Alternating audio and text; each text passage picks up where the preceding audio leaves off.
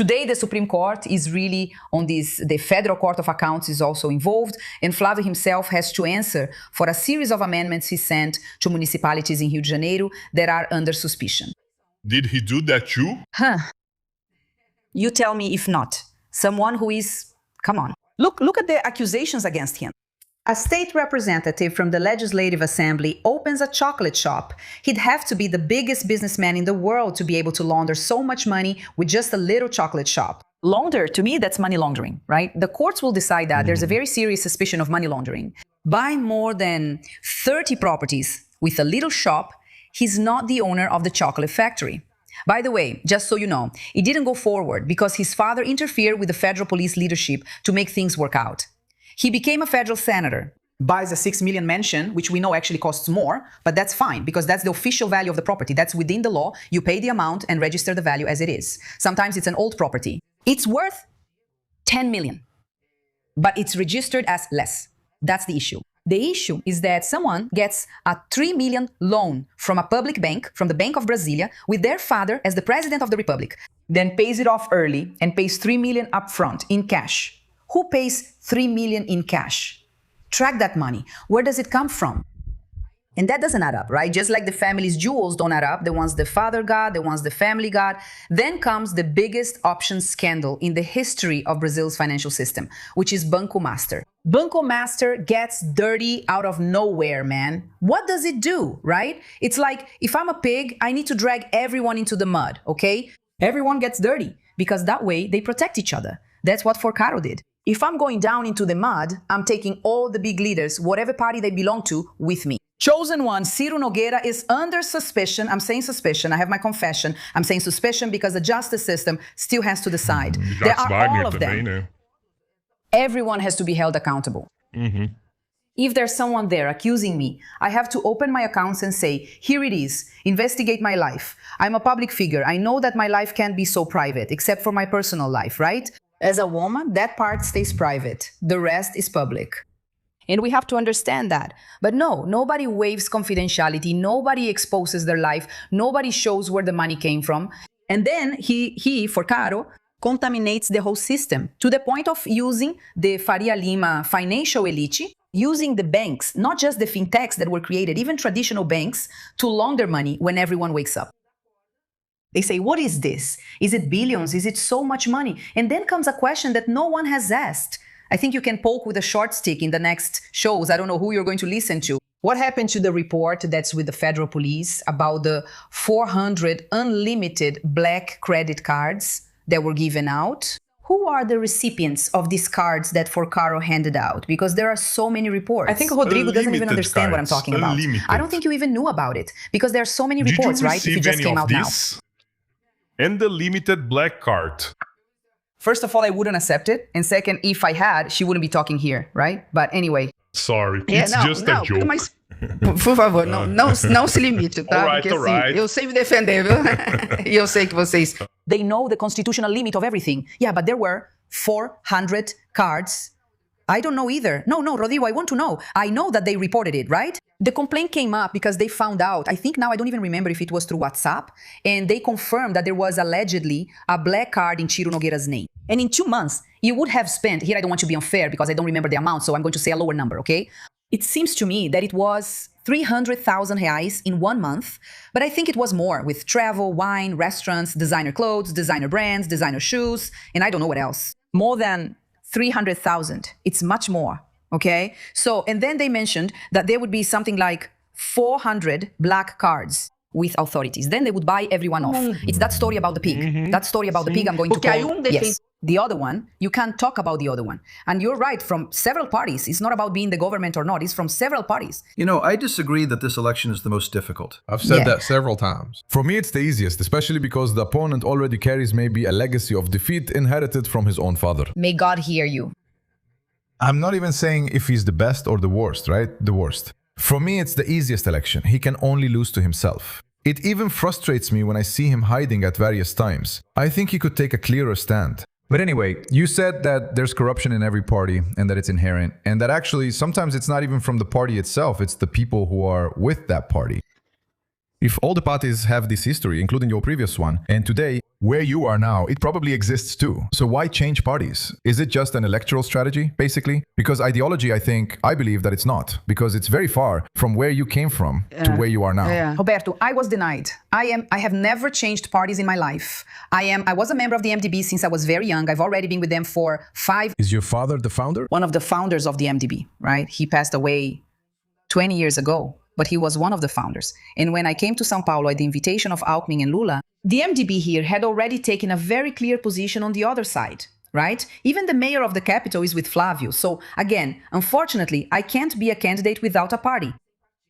That's the system. And I think, given the way Brazil is right now, it has to be this way. Otherwise, we start to see these Marajá hunters popping up. We've seen this movie before. Some people look it up on Google later. Who was the Marajá hunter, right? Back in 89, we already had the Messiah. We already had saviors of the nation. So you really need political parties at least to put some limits on these lunatics who want to run for president or governor. I had to join a party because the party I belonged to said, without Flávio, if you don't come to support Flávio, you won't be a candidate. I prefer not to be a candidate. I prefer to go back to my home. I prefer to go back to the classroom as a teacher. I am an educator, than to be on the wrong side of history. I made a very clear decision in 2022 in favor of the Brazil that I want for the coming years. Even knowing the toll it would take of everything I was going to face, I took a lot of hits. I was rejected. I received a lot of threats because I came in 3rd place. I got almost 5 million votes. The election was really close. People would stop me on the street and say, it's your fault. Because it was a difference of 900,000 votes. And you the had difference was 4%? just in the hand. Yeah, I had almost something like that. 4.96, 97.5% of the votes. I had almost 5 million votes. So for me, it's not hard. I learned to be brave. I was a shy person as a woman, always very reserved. In life, the blows that life gives teach us. We fall, we learn, we take some hits. The first time I experienced political violence, and it was really intense, it was right at the beginning of my first term, right away. I went to cry in the bathroom because I didn't know what was happening, and I didn't even realize it was political violence. I would only understand it many years later. The second time, I was speechless, but I managed to. When it happened the third time, it happened. Right after that, I said, never again, man. Just because I'm a woman and I want to take a stand, whether I'm right or wrong, they're going to treat me differently than they would treat another male politician. And I never let anyone disrespect me again. And then I became stronger. I think that's it, through pain, right? So if I am who I am today, is for the country.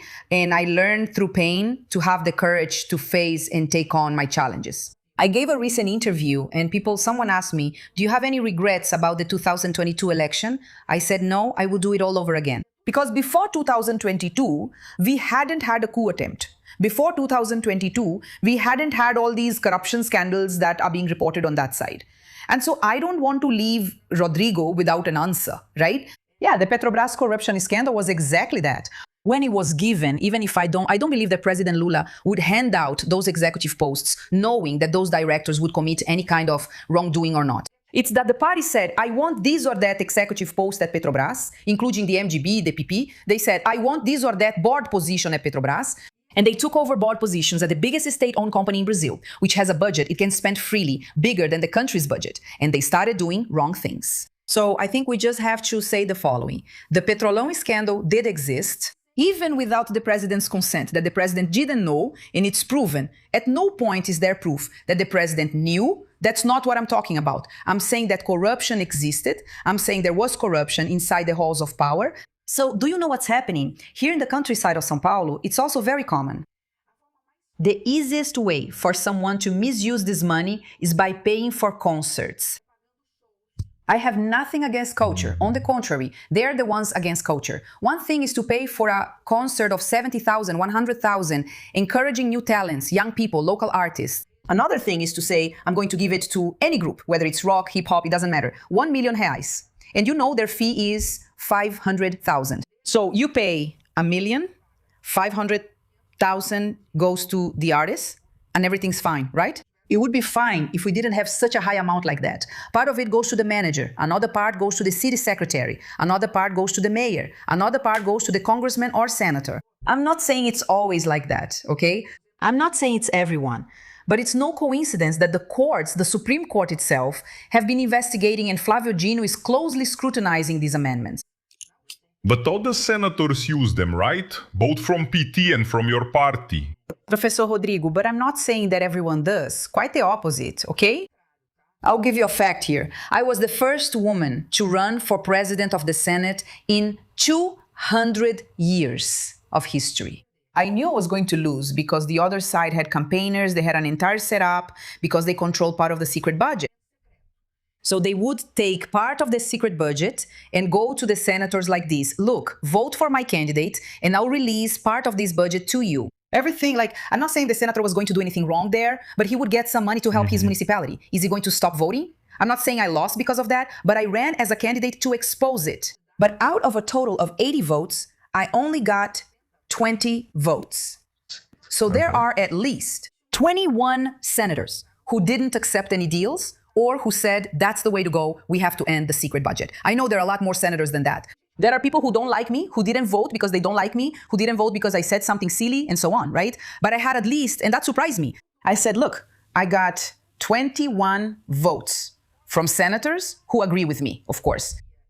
Because most of the deputies and senators who are honest, they don't make the headlines because they're not in the crime pages. Right? We usually only know the names of the bad politicians because those are the names that show up in allegations. So I think through everything we've been talking about, we can discuss what we need to do to change this whole kind of corruption. We need to reduce the number of parliamentary amendments. Again, I'm not against parliamentary amendments. I'm against the amount and the way they're done without transparency. Why don't our politicians call on the population to show these irregularities and confront the problem head on? I was looking at how senators use amendments, right? And it's different from the deputies because they stay there for 8 years. And if you look at the first 4 years of that term, maybe even a little more, they always concentrate the money in the same city. For example, if you take, I think it's Giordano, who's from your party, ma'am, here in São Paulo, he concentrated all the amendments he had in 2 cities. It was Mariporã and Itacoatiacituba. You know, if you look at it, it's millions for these 2 cities and the others don't get anything. But when it's right before the elections and he needs to run for the Senate again, then he goes and spreads it around. That's, for example, what Ciro Nogueira is doing there in Piauí. If you look at this year's amendments there, he's spreading them across all the cities. So it's clear, it's obvious that there's a problem with the way it's being used, right? Look, right before I need votes, let me spread the money around. When I don't need it, I just put it in the pockets of 2 of my friends there. And who knows what happens with that money, right?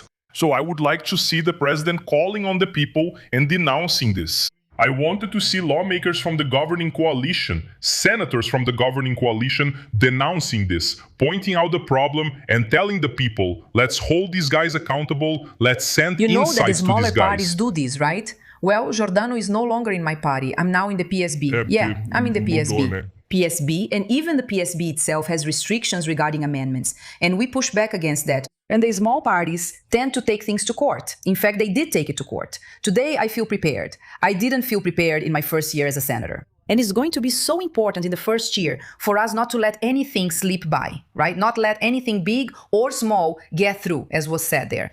And well, I'm saying this because I'm from agribusiness. We can't let anything slip by. Do you know what I mean? Do you understand what I'm saying? About civilizational backsliding. We are talking about culture war issues that don't matter to the Brazilian people. The Brazilian people want to eat well, they want a decent salary, they want leisure on the weekends, they want the end of long work hours. 6 per. And Brazil can handle that as long as we guarantee it. That's what tax exemptions are for. So that micro and small business owners, merchants, and service providers have incentives, that they get something in return from the state. To ensure that when he only has 2, 3, 5, or 8 workers, he has some way of not taking a loss. It's possible. That's what the worker wants. Ask Brazilian society if they want to discuss the sex of angels. They don't want to. So we're going to have to build a wall, Rodrigo. It's not going to be easy. We won't have a majority because 1/3 of those there were elected with Bolsonaro. And those won't run for re-election. So we're already starting the election with a minority. Simone, former Minister Ricardo Salles, he was here at Três Irmãos, right? He's the minister known for letting the herds through. And he even commented here live for our audience that you wouldn't get re-elected in your state because there you're seen as an unwelcome figure. Yeah, and that's why you came to São Paulo to run here, because you wouldn't be able to win that election there. What can you tell me about that? In 2023, I said that myself, and it was true. We were so polarized, the difference in votes was so small that people in my state blame me for Lula's victory. Oh, you had to be. I never voted for Bolsonaro. I always voted. Also, I had never voted. Just so I don't say I had never voted for Lula, my first vote for president of the Republic was in 1989. Collor. No, it wasn't. Yeah, but I didn't vote for Collor. I voted for Mário Covas in the first round, and in the second round, I refused to vote for Collor. So that's how I voted. I don't vote for Collor, so I'm going to vote for Lula. I voted for Lula. After that, I voted for the PSDB my whole life. I voted for Gerardo Alckmin, I voted for Serra, I voted for Fernando Henrique Cardoso twice, right? And in the campaign, when Bolsonaro was elected, I had already been Bolsonaro's colleague for 4 years. I was a senator and he was a federal deputy. My party had, I'm very principled about these things, my party had a candidate, which was Meirelles. I voted for Meirelles. I didn't even think he was the best candidate. I voted for Meirelles because of my conscience. It was just me at the voting booth alone. But I wouldn't have been able to sleep well if I hadn't pressed 15 at that moment. So, and in the second round, I didn't vote for Bolsonaro. So I don't have a photo with Bolsonaro. If anyone wants to use AI, go ahead and check. I don't have one. So I made my decision very calmly instead. There weren't 2 Democrats in the second round. But when I went to my state, imagine, people turned their backs on me in the first year. Then I became a minister, I started to show my work, and people started to get tired of the polarization. So the answer I can give is this. Take the latest poll from the state of Mato Grosso do Sul, published, not done by me, but published. There I was, competing for first or second place. Of course I would have difficulties, just like I have difficulties here. Yes, I think the difficulties I would have there are very similar to the ones I have here. But again, I'm not afraid of losing the election. I'm afraid of doing something wrong. I'm afraid of being on the wrong side. As long as I believe that this side is the right one, that's where I belong.